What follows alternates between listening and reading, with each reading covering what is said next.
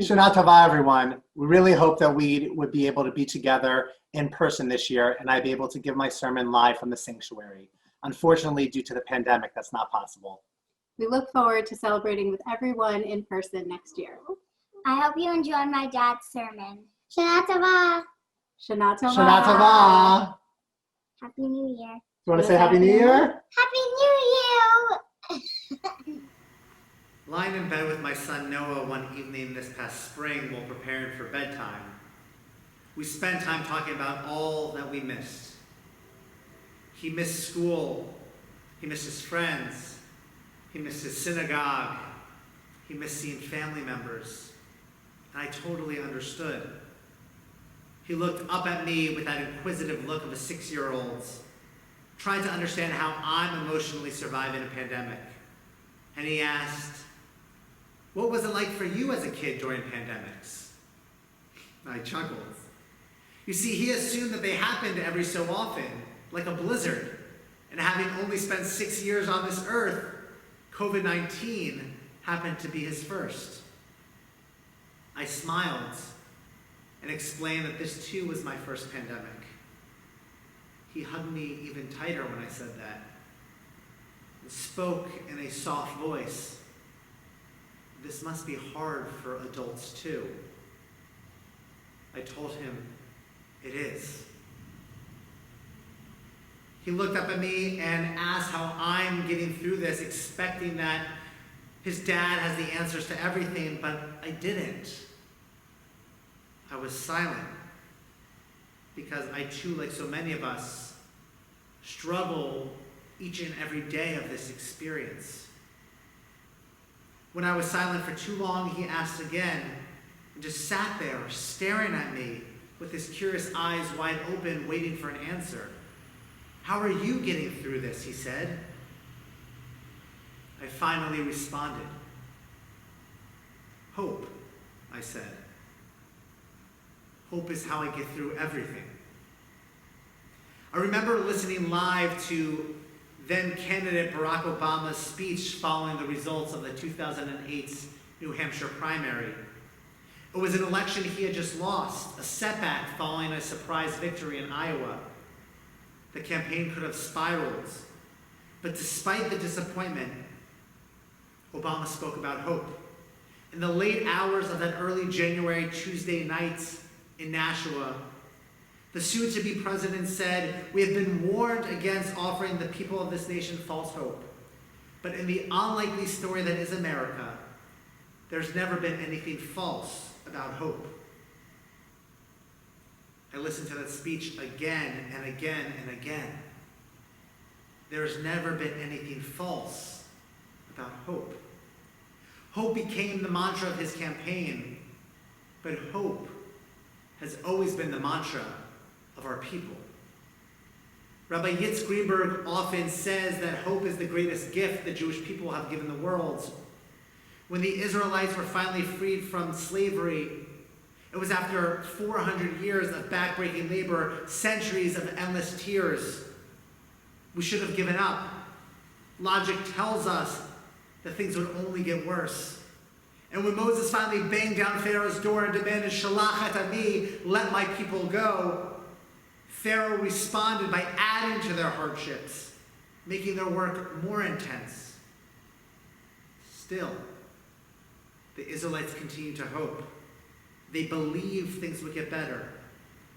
And that belief carried with them through 400 years of servitude, through leaving in the middle of the night with only the clothes on their backs. That hope led Nachshon to step into the waters of the Sea of Reeds until those waters split. And that hope carried the Israelites through their endless wanderings in the wilderness, including and especially when they needed to recenter themselves while stumbling on that journey. Hope. No plague or burden could take that away from them. No pandemic or amount of separation can take that away from us. And that is what we need right now. You see, for too long, I was just looking for the finish line. Let me know when the strange reality will be over. Let me know where the finish line is so I can hunker down and get through this. Tell me to stay inside all spring so summer can be normal. I'll do it. Cancel sleepaway camps so that we can have a normal fall. I'll do it. Now in the fall, where I'm speaking in an empty sanctuary on Rosh Hashanah morning, and I wonder how long this will go on for. But I made the mistake of looking to the finish line, of wanting answers looking ahead to the future. Hope allows us to believe that the future will be better in order to conquer our present. Hope allows us to find slivers of light in the darkness of this moment. Hope allows us to share that light, to spread that light to those who need it most. The Jewish people are a people constantly waiting for Mashiach. Not just messianic redemption, but a messianic era. Not just for a being to save us, but a reality in which our whole world will be better. Even in the worst moments in human history, our tradition teaches us that we must believe it will get better. Because in those moments, especially in these moments, all we have is belief. When Jews were marched to the showers in Auschwitz, like cattle awaiting slaughter, they slowly sang, Ani ma'amin be'emunah shalema beviat HaMashiach. I wholeheartedly believe in the coming of the Messiah. Moments away from imminent murder, they believe the life would get better. We read in the book of Proverbs that a righteous person falls down 7 times and gets back up. Being a tzaddik, living that just and righteous life, is not about the blessings we receive, but it's about our perception and our ability to get back up again, our ability to believe that things will get better. Hatikva, the national anthem of the state of Israel, literally translates as the hope, declaring that our hope is not lost, the 2,000-year-old hope to be a free nation in our lands, the land of Zion and Jerusalem. The words of this national anthem are powerful. As the modern miracle of the establishment of the state of Israel 72 years ago was a return to Jewish sovereignty in the land after almost 2,000 years of exile. However, what makes these words powerful are not that they are the national anthem of the Jewish state. What makes it powerful is where they came from.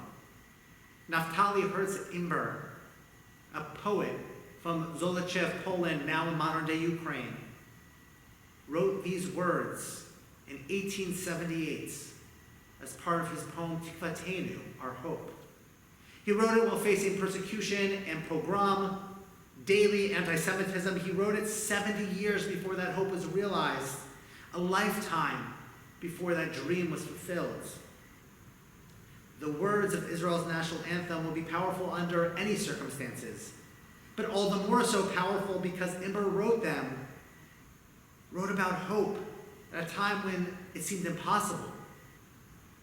His very poem, his hope, is what inspired him only years later to immigrate to Ottoman-ruled Palestine. The psalmist teaches us that we may cry ourselves to sleep at night, but joy comes again in the morning. Our tradition is based on that idea, that as dark as it is now, the sun rises tomorrow. Despite the low points and dark days in Jewish history and human history, at the core of who we are is that idea that joy comes again in the morning. That hope is what gets me out of bed every day. That hope is what keeps me going. Because in this moment, in any moment, I could focus on these 6 million Americans who have contracted COVID-19.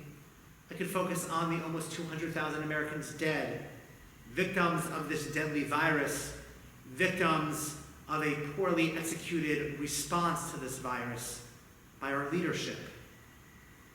We can think about the members of our community who we've lost far too soon, and our relatives who we haven't been able to properly mourn. We could focus on those of us who have been laid off, struggling to find work, who have had to scale back or close their businesses and now worry about their next mortgage or car payments. I could focus on the missed proms and graduations, the missed movement days to dormitories, and missed first days at new schools, missed date nights and vacations, summer camp memories never made, and B'nai Mitzvah celebrations delayed. I could focus on all of this, but when I do, I just spiral deeper and deeper into that black hole of despair that is 2020. I only see the darkness, and I anxiously await the joy that I promise will come tomorrow. Hope pulls me out of that steep, deep black hole. Hope allows us to reach in and pull each other out as well. During this high holiday season, these days of awe, during this month of Elul that led up to Tishrei, led up to this very new year, we conclude each morning and each evening service with the words of Psalm 27. We say the same words today. God is my light and my help, I have no fear, the psalmist wrote. God is my strength, I am unafraid.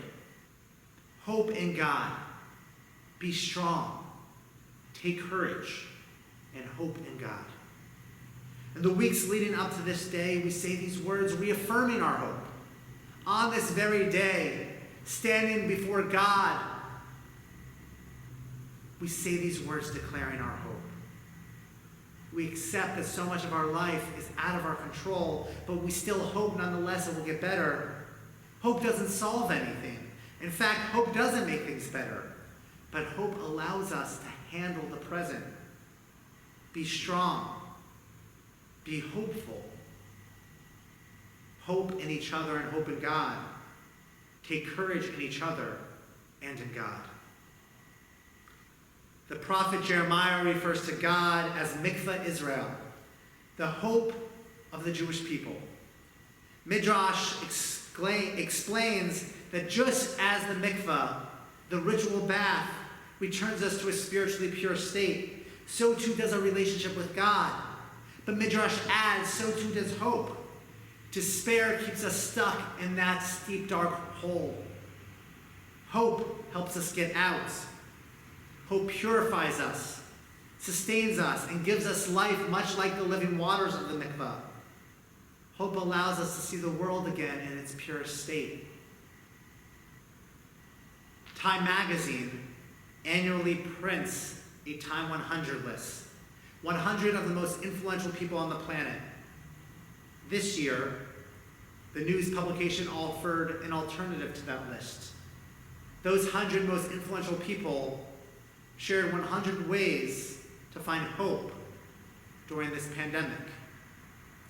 And each influential person in the issue shared their own thoughts. Ballerina Misty Copeland stressed the importance of taking things one day at a time. Olympic athlete Chloe Kim shared that all of my best life lessons have come through difficult times. Ugandan presidential candidate Bobi Wine reminded readers that tough times never last, but tough people do.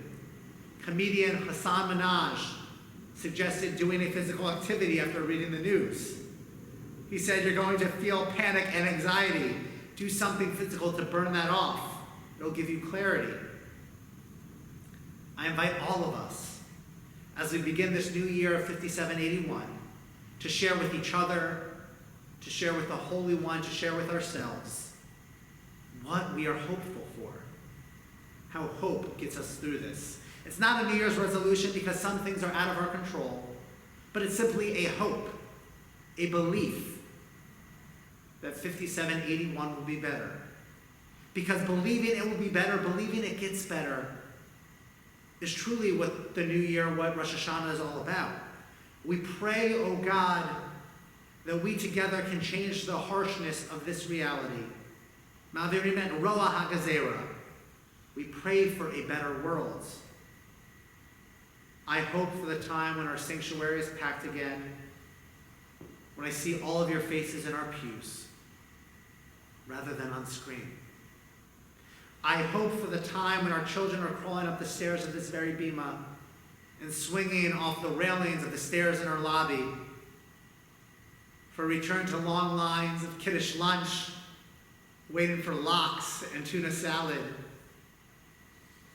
I hope for more baby namings and fewer funerals, for more opportunities to celebrate and less of a need to mourn. And I hope that when our community members are in mourning, we're able to support each other as they deserve. I hope for a better time, for a better world, for a return to what I dream of as normal. Rabbi Jonathan Sachs, the former chief rabbi of the United Kingdom, makes a point that so many Jews are economists fighting poverty, or doctors fighting disease, or lawyers fighting injustice, and in all cases refusing to see things as inevitable. He adds that while Judaism is a religion of details, we miss the point if we do not sometimes step back and see the larger picture. To be a Jew is to be an agent of hope in a world serially threatened by despair. Every ritual, every mitzvah, every syllable of the Jewish story, every element of Jewish law is a protest against escapism, resignation, or the blind acceptance of fate. Judaism is a sustained struggle, the greatest ever known against the world that is, in the name of the world that could be, should be, but is not yet. And when human beings have sought hope, when we have sought hope, we have found it in the Jewish story. Since that initial conversation with my son Noah a few months ago, our pandemic bedtime routine has evolved. Each night, lying in bed, before we sing the words of the Shema together, we share what we hope for the future. Some of his hopes are practical and so important in the eyes of 6-year-olds. I hope my friends will be able to come to my birthday party. Others are silly, but bring joy to each of us. So needed right now. Like, I hope the new Marvel movie will come out of movie theaters and we'll be able to see it together. Some are impossible, but in the eyes of a 6-year-old, nothing's impossible. I hope one day we can take a spaceship to another planet. And others demonstrate how even young children understand how serious this moment is. I hope we find a cure for coronavirus and people stop dying. That's the power of hope. The world that we seek may not come today or tomorrow, or may not be fully realized in 5781, but still nonetheless, during this season we say every morning and every evening, Kaveh el Adonai, Chazak v'emetz libecha, v'kaveh el Adonai. We hope in God.